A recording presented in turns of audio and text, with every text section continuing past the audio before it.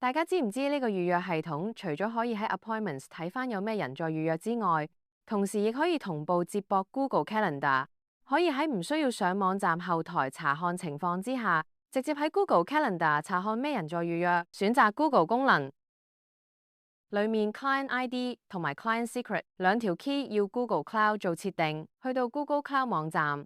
首先左上角選擇專案，新增專案，專案名稱隨意填寫，最好方便自己適應。按建立之後右上角通知，選取專案，左邊 menu 選擇 API 同服務，再按程式庫，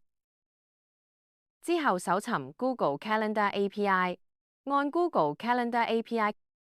啟用，按右上角建立憑證選擇使用者資料，按下一步。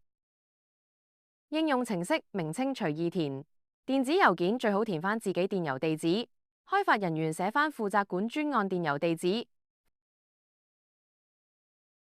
範圍搜尋 Google Calendar API， 選擇第一個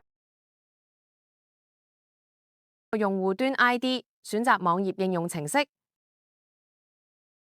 名稱隨意填，之後以授權嘅重新導向 URL，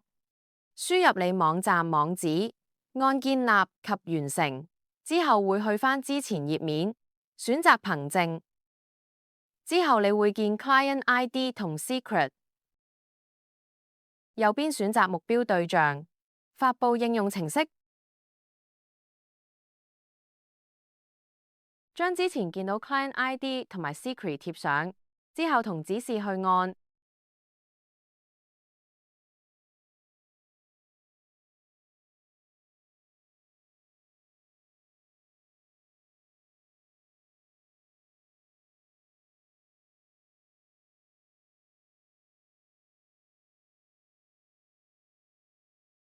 之後點擊 Google Calendar 揀選電郵，